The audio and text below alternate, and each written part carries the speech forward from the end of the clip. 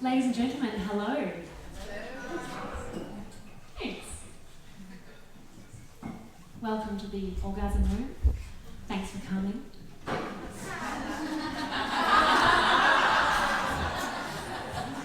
That's it for my sit-down comedy today. For those of you that don't know me, my name is Elise Carr. I am the woman, the soul behind StellaMuse, and I weave together the ancient esoteric wisdom and psychology and philosophies, and I merge that with Buddhism, with the yogic path and the Tantric path, which is why you're here today. For those of you that weren't here yesterday, I did kind of give a little intro into my approach to Tantra, which is the authentic approach. It's not all about the sex, even though the sex can be wonderful and we don't have to ignore it. It's about merging all of us, our physical, our emotional, our mental, and that higher place, which I refer to as your soul, the highest consciousness, that biggest, brightest version of you. We use all of that to help us go on a spiritual, a higher, a path to awakening in whatever way that is, whether that's the kingdom of God and heaven for you, whether that's meeting Buddha, whether that's just feeling completely in alignment and on purpose with your life to be of the greatest service you can be. So that still comes into what we're talking about today, but if you weren't here for that, it's no big deal. I will, however, be emailing out the recording and the audio and all the guided practices that I've done this whole weekend, so you're welcome to put your name and email here at the end of the talk. And also, I can't share everything. This is like one tiny drop of everything that is the Tantric way of life. So if this does speak to you, you're welcome to hit me up on StellaMuse.com. I've got my podcast there, lots of articles, all different free bits and pieces, a free book you can download. And also, if you want to work with me and we can find a way to work with you one-on-one in your relationship, because I work with couples, women and men, I'm here to help you too. So that said, I think everyone's kind of finding their seat. You're here today to share with me the journey about living a tantric life with and without a partner. So no, you don't need a partner to have a tantric experience, to live a conscious, spiritual, tantric way of life. That's really important to know, because some people get really put off by that. They also get put off when they realise their partner maybe isn't as spiritually inclined. So it doesn't matter where you or your partner are at, for the record, with or without them. This is still a very personal journey. That can be very beautiful when it's shared, but it's not essential. So there's some keys that I want to give you first and foremost about living a conscious tantric life. And these might sound really obvious in some ways, and they can be, but I ask you to question how serious you are with them, how aligned with these keys you actually authentically are with yourself and that relationship, because for the record, you're in that relationship for life, and then with your current or even a future beloved, how you'd like that relationship to be. So the first key I want to share with you is quality time.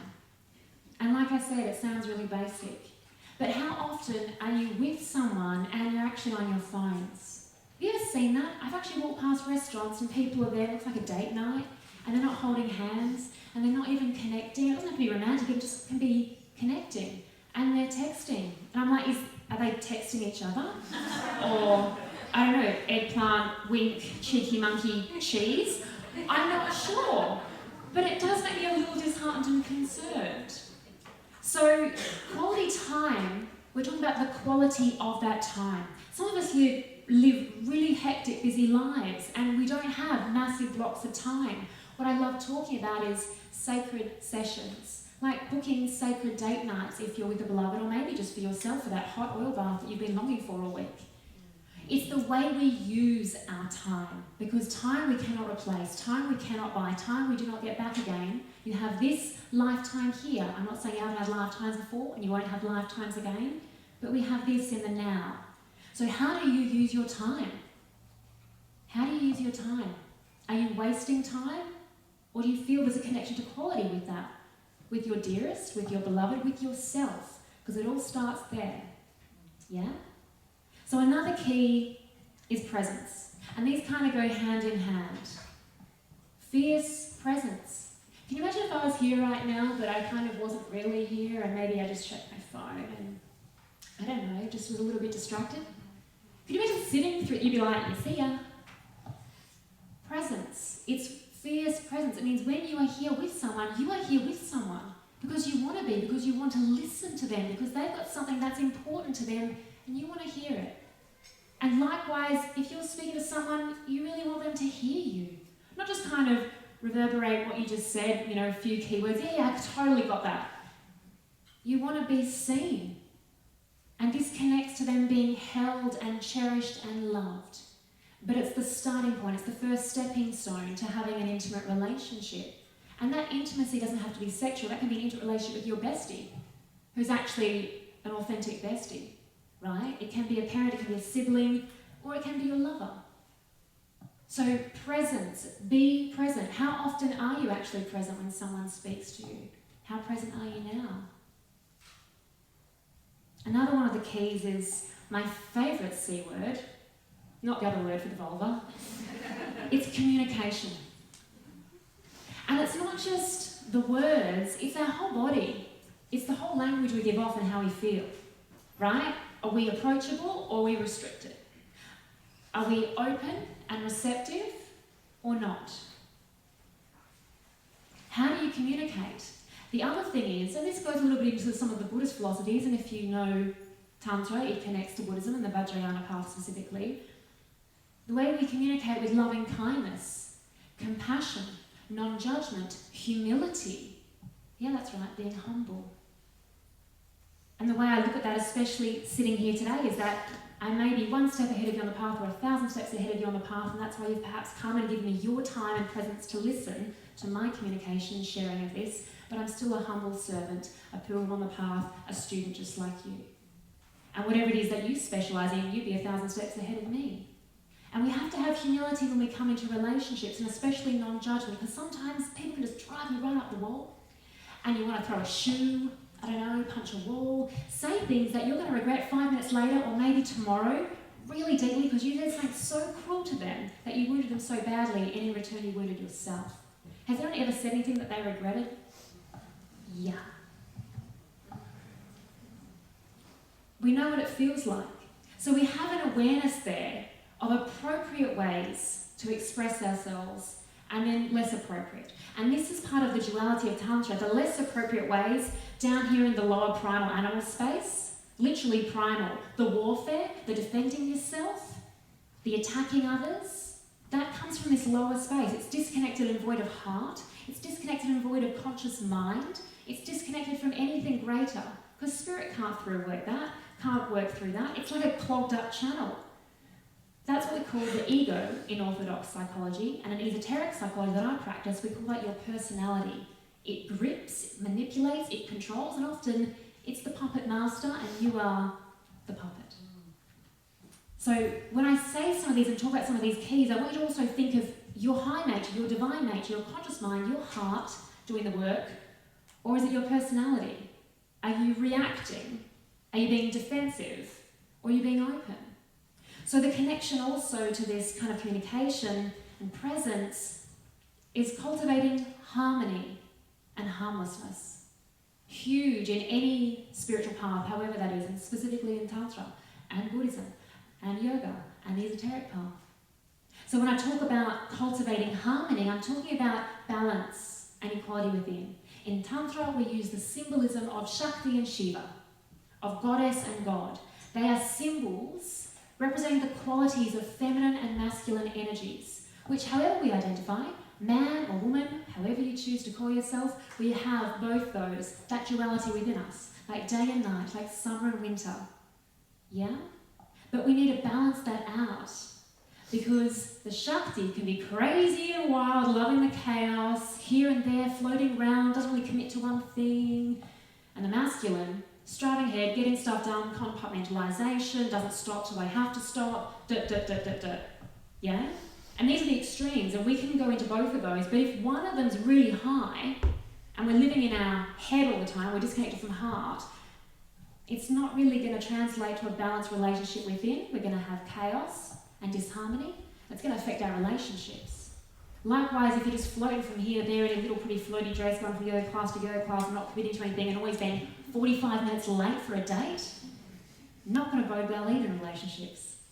So we need to find that harmony within us, and ideally then strive to create that harmony in the relationship with your beloved. How you are there. And keeping in mind, in a relationship, there is you, there is your beloved, and there is the relationship. So like I touched on before with quality time, both of you need to invest in yourselves and each other to help you bloom and blossom and grow. But then you also need to invest time in the relationship. With no one else, with no distractions, with fierce presence, in whatever way that is. If that is a date night to make love and put the children to bed, or if it's just being in nature going for a walk, connecting, listening to each other. So keep that in mind. It's why often I actually wear a Russian wedding ring, not as a wedding ring, but as a symbol of this triangle, of this unity that is a relationship.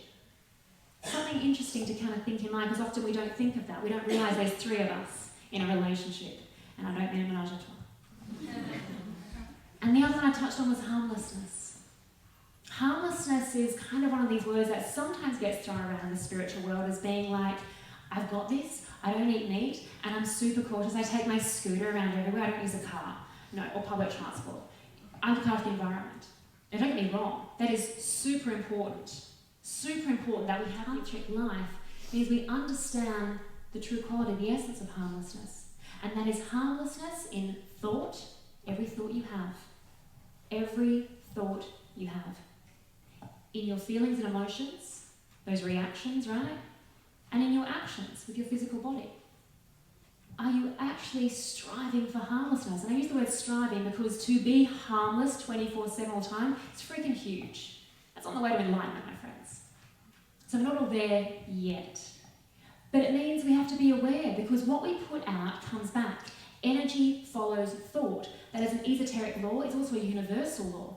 Every thought you have is creating a sense of energy. It's going somewhere. And if it isn't something giving and loving and selfless and of service in some capacity, it's going to come right back at you. So be aware of, therefore, how you're affecting your own life, how you're perhaps inhibiting your spiritual growth and your spiritual life, and your relationship with a beloved and all your relationships. So they're kind of some of the keys I wanted to give you as foundation points, right? Another one I wanted to share, which kind of connects more so with your current or perhaps future relationship, is the concept of turning sex as something sacred. Now we've all had sex, most likely, and we've experienced what it's like to feel disconnected, not seen, not heard, not understood, not even perhaps pleasured in a way that you'd like. And maybe that was partly because you didn't know how to express yourself, or maybe they just didn't get you. We've all had sex, right? Yep, it was fine, nice. It's a good word for it. Like a beige cardigan, right? But what about something that's a little bit higher up the consciousness path? Something that involves heart, that involves feeling someone, seeing someone, connecting with someone, giving to them. So it's actually for them, not for you. And actually doing it from a selfless place, as actual authentic love is. It's selfless service. So you give someone an experience and not expect anything in return. Can you imagine if someone made love to you like that? We all wouldn't be here. We'd definitely be in a bedroom somewhere. I try my best to come here, but I might be coming there. So, that said, we understand lower primal nature and something that can at least come from heart. And imagine with that sexual experience, if you understood it doesn't really need to be actually physically sexual. Maybe it's just about the presence we talked about. And maybe it's just about in that moment you need to be held. And maybe you are naked, but maybe you're crying because all of a sudden something's coming up for you. And someone has the capacity to hold you in that space and not take advantage of your vulnerability, but hold you and listen to you and comfort you and see you and cherish you. That is love. That is making love because you're being love. That is an exchange. And there's beauty to that. We need to open up our perspective to what it means to make love, to hold space, to be intimate. That is more tantric than having 15 orgasms with 2 different partners at the same time. Pleasure, does it have its place? Go for it. Enjoy if that's your thing. If you're on a truly conscious path, you'd probably leave that behind because you realise it doesn't serve. Because after a while, that kind of pleasure, it just stays there. It doesn't transmute. It doesn't alchemize as Tantra does. We alchemize, we transmute, we lift up to weave together everything to reach a point of consciousness. The word Tantra, for the record, means to weave. to weave to awaken consciousness. So everything I'm speaking about here, we're going to weave all these threads together, ideally, eventually, to get to a point where there's culmination, where you see life in a different way, where you experience life in a different way, where you experience your relationships in a different way. So from sex to sacred, that's something that you might want to sit with and explore if you're in a current relationship, or do your research, start finding out a few things that work for you, and you've got your stuff already lined up for that next beloved when they rock up into your life. We love organisation. The other thing I wanted to touch on with the whole pleasure state is, if you have been around the tantric circles all around the world, it's super common to do a lot of focus on chakra work and kundalini and stimulating these energy centres and getting into a space where you feel super turned on and you're shaking and moving and really primal. Maybe you are having an orgasm, whatever it is. This can actually be detrimental to your well-being. Because not only does it keep you in a lower nature space, which is void of heart and consciousness, because your body is actually an out-of-control nervous system right now, it actually can burn through the webbing of the actual etheric nature of the chakras.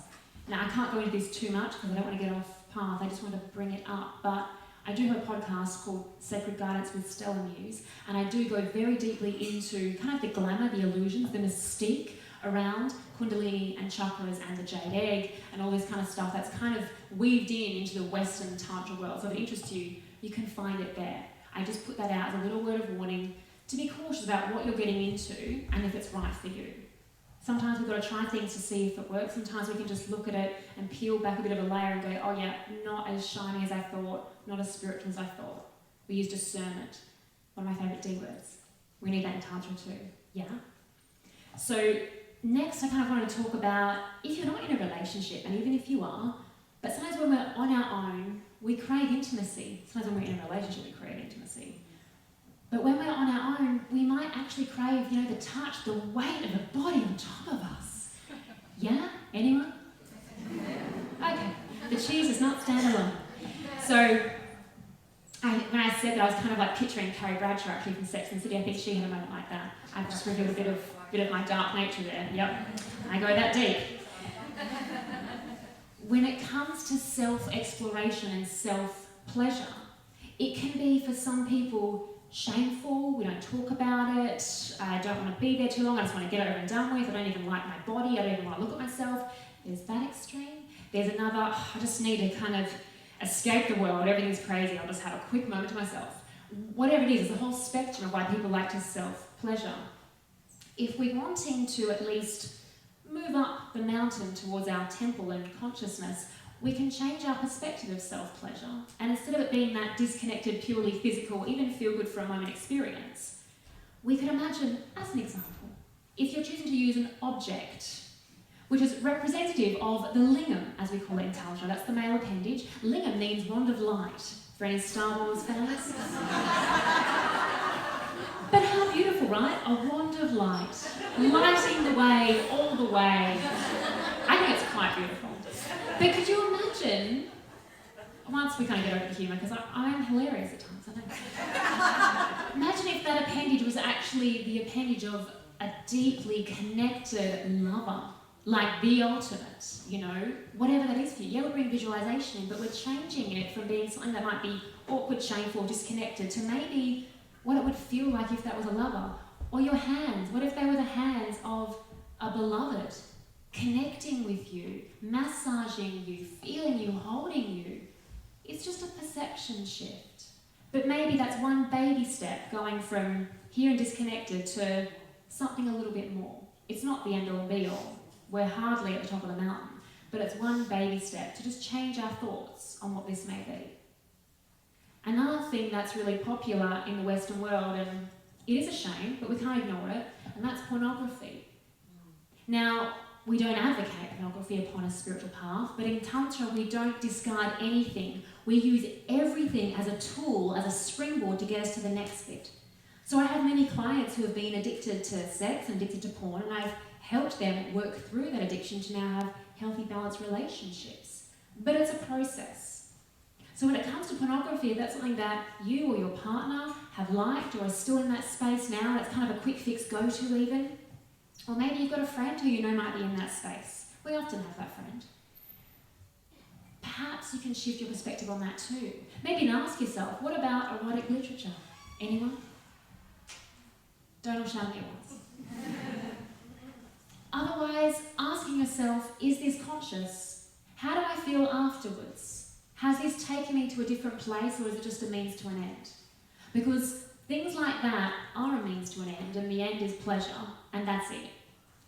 Other ways when we look at things like sex that becomes sacred, there's a means to an end there, and that end can be love. And so here we are again. Where do you choose to be? We ideally, in Tantra, want to transform things, and most things can be transformed. We don't want to stay there in that pleasure space. So be aware of your habits and your addictions, your quick fixes. What do you go to when you're feeling turned on, or when you're feeling miserable and detached and you just want to feel happy as fast as you can? What do you reach for? Is it lower nature or is it higher nature? And how do you feel after you've done that? You've got to start questioning yourself in these ways, because if you don't question, you won't grow. You'll almost hide yourself away from the truth, putting your head in the sand kind of a thing, and you'll just keep doing the same thing over and over again, like this eternal hamster wheel, getting nowhere fast. And if you're here today, then I'm guessing you don't want to live your life like that. You actually authentically do strive for something higher, something more, because nothing outside yourself has nourished you yet. You wouldn't be here if it did. You're still seeking, you're still searching, you're still hungry for something of substance and purpose, of truth, of beauty, of love, of wisdom. Something real that you can hold on to. Yes? Yeah. So if we keep doing our old habits and patterns, whether they're sexual or not, any default reaction, it's actually holding us back from experiencing something higher. I want you to, first of all, connect and find out what your body needs right now. What would serve your physical body in this very moment? Keeping in mind the harmlessness and compassion and the presence. What does your physical body need right now?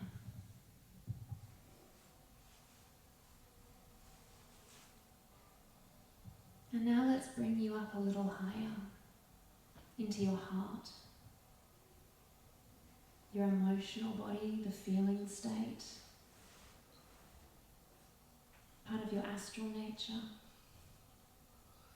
What does your heart need right now to soften and open, to be more loving and forgiving, to be gentle and compassionate, kind and selfless?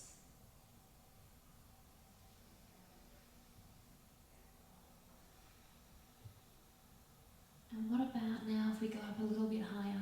And as we go up higher, we're going to higher states of consciousness and into your mind, your conscious mind. What can assist your mind now in calming the noises? What can assist it in becoming laser focused, aware, alert, yet calm, present?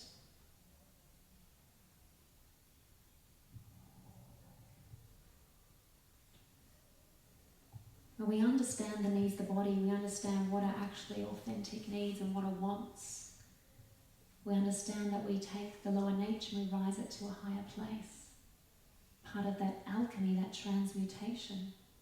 And when you are grounded and receptive, and ideally working with someone you trust, you can understand this deeper, experience this deeper, start to understand, discover your higher potentialities beyond perhaps where you've been living and where you are living currently. And so bring your awareness back to your mind now.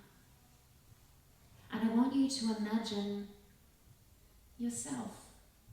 And what would you be like in the world if you were a transcendent being, enlightened, awakened, that highest, most connected part of you is how you live, it's where you live from now. What would your life be like? Where would you work? How would you serve? What would you do? Your whole life would be different. Your relationships would be different. Your desires would be of high aspirational nature. And And I want you now to idealize or to visualize what your qualities would be. Are they qualities of love, kindness, compassion? Are they qualities of truth and wisdom seeking, knowledge seeking, beauty seeking in its purest, most authentic form? What would the qualities be that you'd embody? Because this is a gateway into the qualities that do already speak to you, that perhaps you're striving to embody.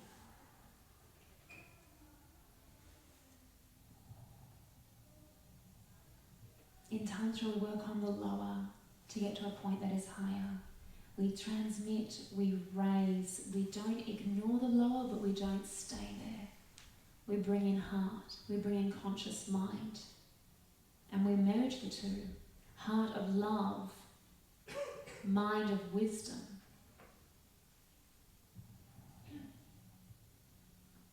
And this part of the Tantric path, this part is working on yourself.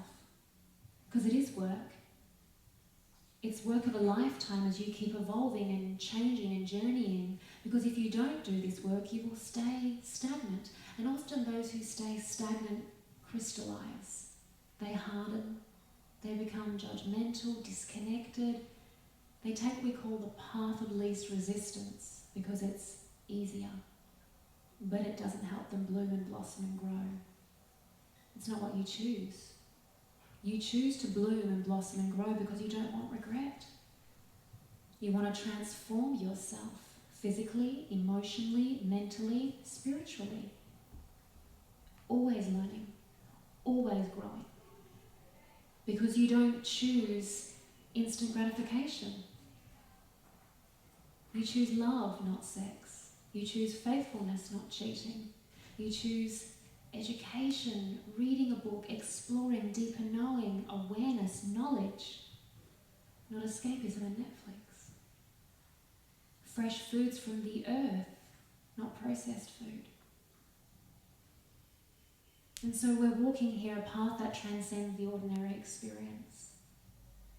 Tantra is one path that leads you here, but there are many paths.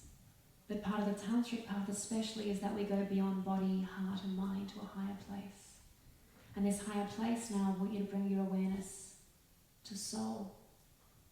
Whatever that looks like for you, perhaps it's this light that connects through your mind, your heart, your body and works through you when you're a clear enough channel. That biggest, brightest version of you that connects to all other souls. And when you can connect to this part of you, what do you think it needs to awaken stronger within you, to align with all that you are?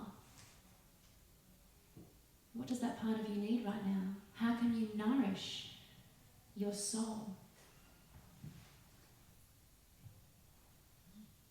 And what about your spirit and your connection to spirit, whatever that looks like for you? Source, universe, God.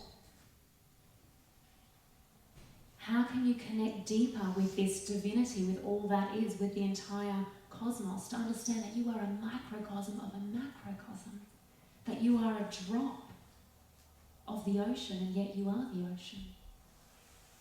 How can you bring this awareness stronger into your present, everyday life?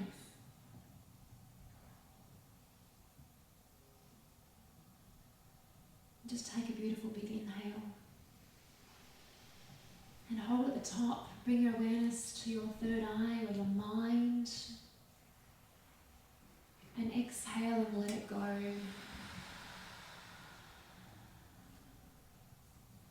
And gently come back into your room, body, heart, mind. Lick your lips and swallow if you need. A little stretch out.